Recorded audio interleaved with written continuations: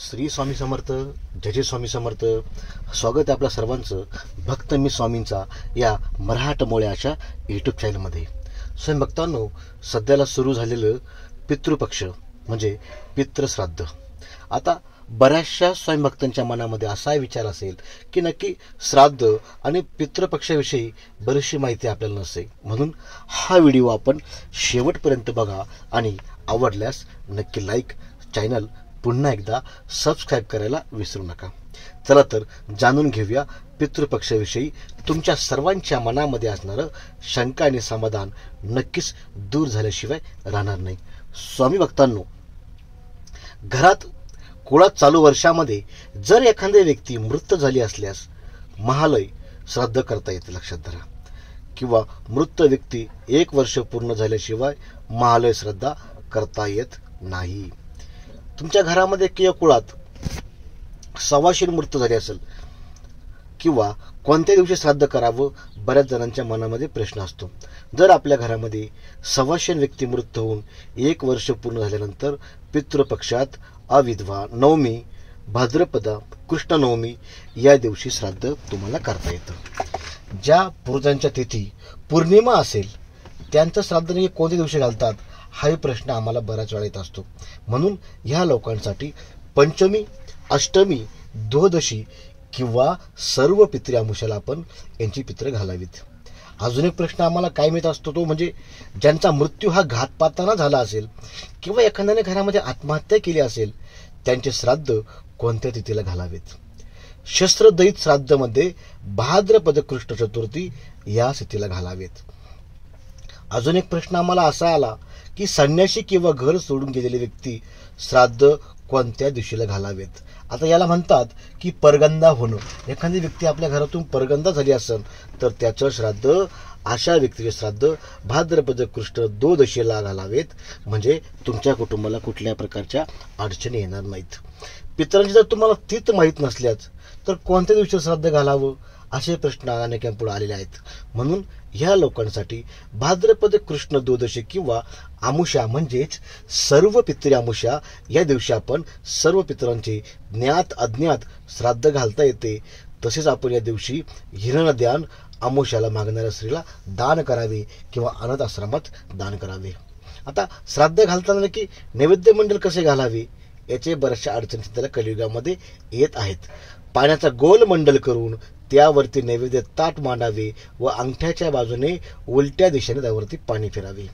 आता अघोर पितरांच्या सतीसाठी कोणती सेवा करावी या अडचणी बऱ्याच जणांपाशी येत असतात.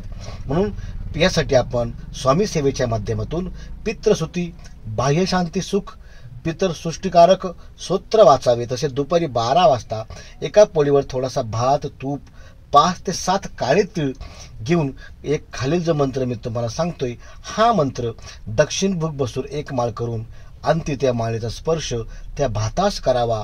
त्यामुळे तुमचे अघोर जे पित्र असतील त्यांनाही सद्गती लाभते. मंत्र असा आहे, मदव सौम्याधीना मदाय प्रयत्न होता विवासते वाम बहिर्षमती राती विस्तृता गिरिशयात ना सत्वेप वर्जे. ह्या मंत्राचा आपण जप करावा, नक्कीच आपल्याला कळेल.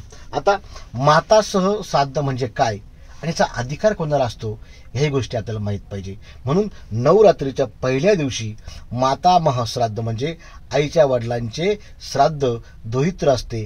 जे वडील जिवंत आहे व आजोबा आईचे वडील जिवंत नाहीत अशा मुलांना दोहित्राचा अधिकार असतो. ज्या स्त्रियांच्या माहेरी भाऊ किंवा कोणी पुरुष नाही त्याच्यासाठी आजोबा गेल्यावर 1 वर्षाने दोहित्र करण्याची सुरुवात करावी.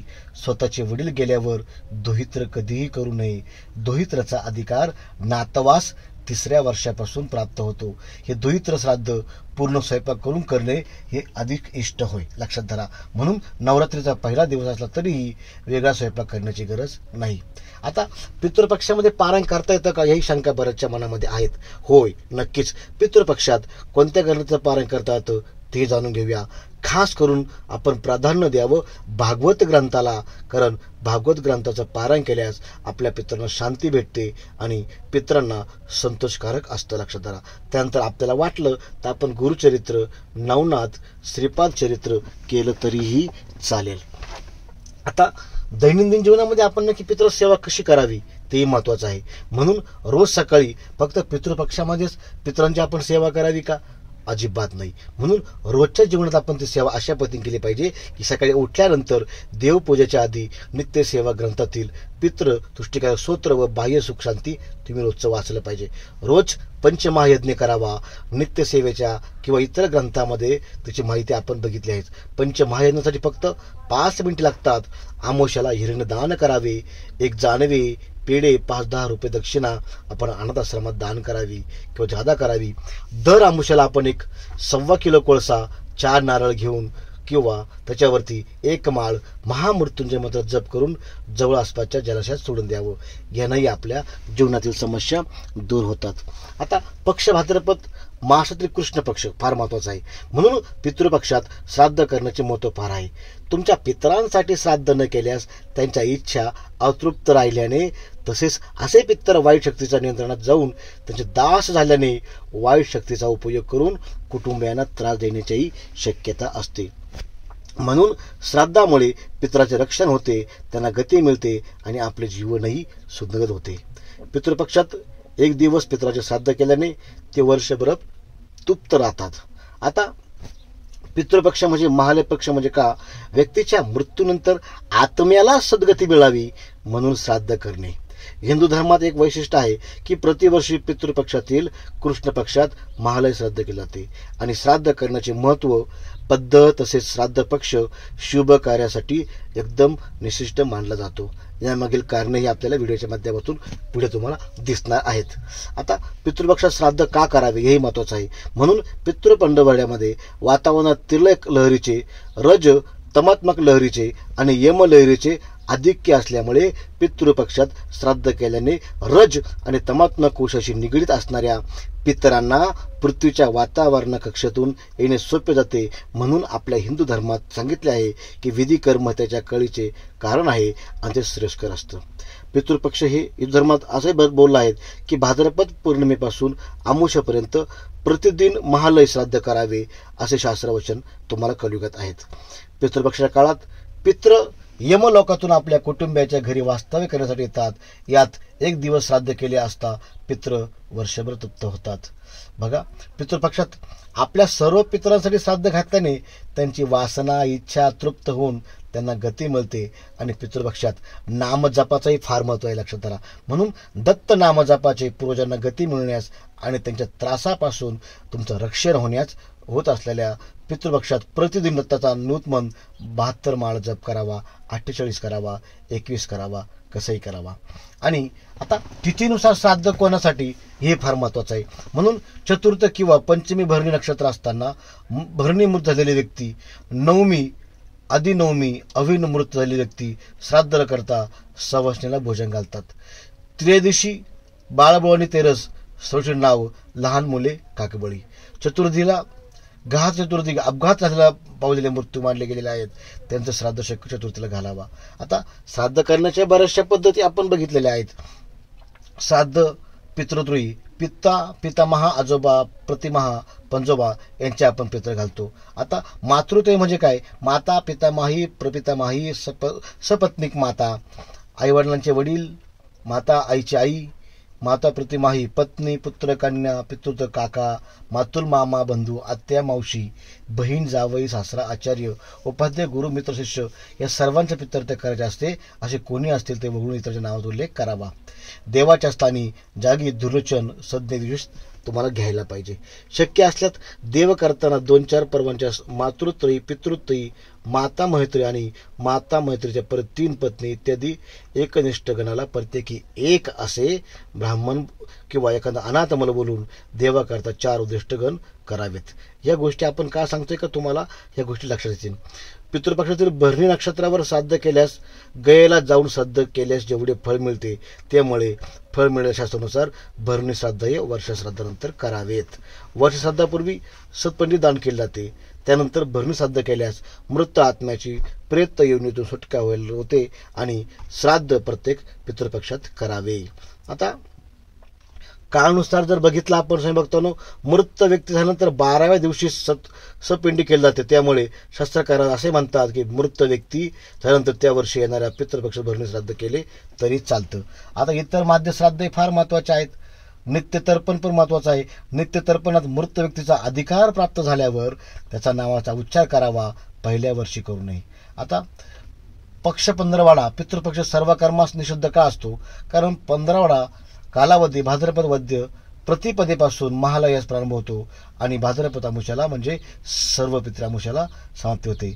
महालय सर्वत असल्यामुळं महालयाच्या जवळजवळ 2 मासांचा कालावधी अशुभ निषिद्ध मानला गेलेला आहे. या गोष्टी आपण म्हणून पितृ 15वाड्यामध्ये अशुभ मानाची मजल लांबपर्यंत गेलेली आहे. म्हणून या 15वाड्यात विवाह शब्दही उच्चारला जात नाही. बऱ्याचशा गोष्टी असतात. आता भरणी श्राद्धाला फार महत्त्व आहे. पहिल्या वर्षी ब्राह्मण श्राद्ध केल्याने शास्त्राच्या मते उल्लंघन होतं, बरोबर की नाही? परंतु पहिल्या वर्षी वर्ष श्राद्ध होईपर्यंत मृत व्यक्तीस प्रेतत्व असते आणि प्रेतत्व नसते. याही वर्षी महालयातील कोणत्या श्राद्धाचा अधिकार नसतो. असे असतानाही अगदी आवर्जून या वर्षी भरणी केली जाते. शास्त्राचं त्याचं उल्लंघन होऊ शकतं. भरणी श्राद्ध करण्याचा काल कसला असतो? पहिल्या वर्षानंतर भरणी श्राद्ध अशोक करावे, वास्तविक ते प्रतिवर्षी करावे. पण शास्त्र सांगतं की दुराग्रहाने एखादी कर्मचारी निदान केले त्या वर्षी ते करू नये. या गोष्टी आपण समजून घेतल्या पाहिजे. आपण बऱ्याचशा गोष्टी कलियुगात समजून घेत नाही आणि त्यानंतर आपल्या अडचणी वाढतात. त्यानंतर दुसरं महत्त्वाचं की श्राद्ध पक्ष पितरांसाठी केलेले विधी मुलाने करणे आवश्यक असतात आणि पूर्वांची स्पंदने त्याच्या सर्वात जवळचा वारसदाराची स्पंदन यामध्ये पुष्कळ सामर्थ्य असते. म्हणून आपण ते श्राद्ध करावे. आता बऱ्याचशा गोष्टी असतात की सामान्य प्रकारच्या श्राद्धा माहिती पाहिजे, पण श्राद्ध अनेक प्रकारचे आहेत. त्याच्यामध्ये नित्य श्राद्ध यासाठी रोज केवळ जलाचा वापर करतात. नैमित्तिक श्राद्ध सपिंडीच्या अगोदर करतात. कामास्य श्राद्ध म्हणजे आपली जी कामना इच्छा असेल ती तडीत जाण्यासाठी हे श्राद्ध केलं जातं. नांदी श्राद्ध म्हणजे षोडक संस्कारादरम्यान करवायचे एका प्रकारचे असणारे वृद्धी श्राद्ध, यालाच कर्मांग श्राद्ध देखील म्हणतात. आता वृद्धी श्राद्ध म्हणजे विवाहाच्या मंगल कार्यासाठी करायचे, त्याला म्हणतात वृद्धी श्राद्ध. यात्रा श्राद्ध म्हणजे काय? यात्रेत प्रस्थान करण्यापूर्वी गृहाचा वापर करून करायचे श्राद्ध म्हणजे यात्रा श्राद्ध. सपंडिक श्राद्ध एखादी व्यक्ती मृत झाल्यापासून 12व्या दिवशी करायचे श्राद्ध, त्यामुळे आपल्या पितरांचे संयुक्त होते आणि हे श्राद्ध झाल्यास मंगल कार्य शुभ कार्य करता येत नाही. पुढील श्राद्ध आहे शुद्धी श्राद्ध.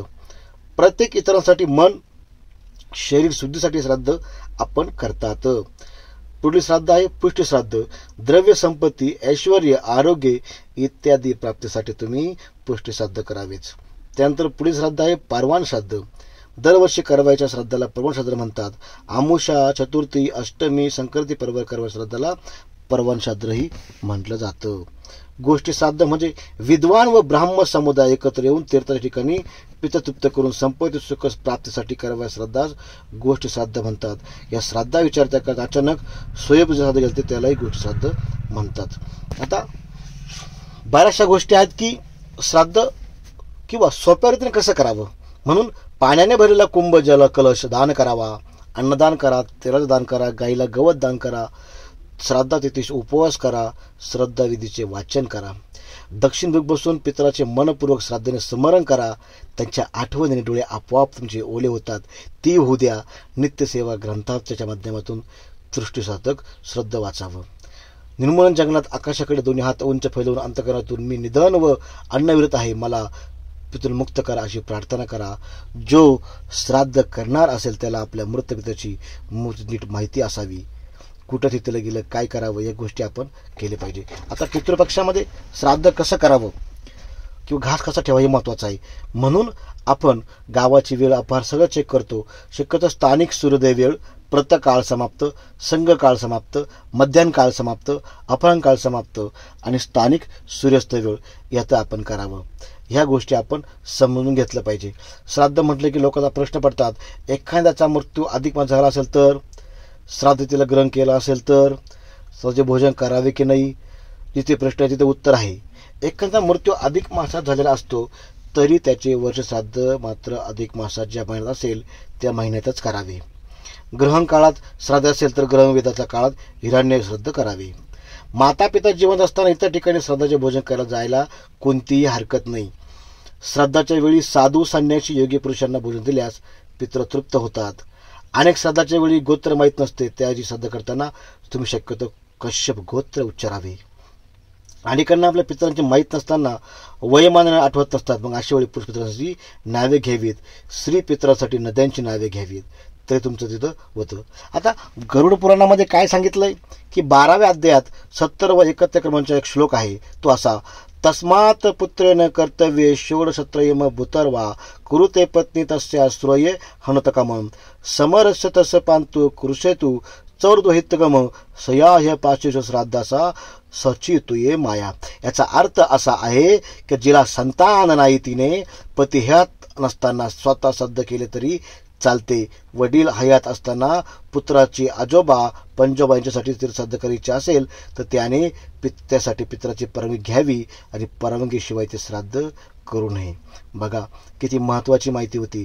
आणि म्हणून ह्या पितृपक्षामध्ये या सर्वांच्या पतीनं आपण सेवा करावी, भक्ती करावी आणि आपल्या पितृजनांना सुख समाधान वाटावं असं करावं. आजची माहिती तुम्हाला कशी वाटली नक्की कळवा.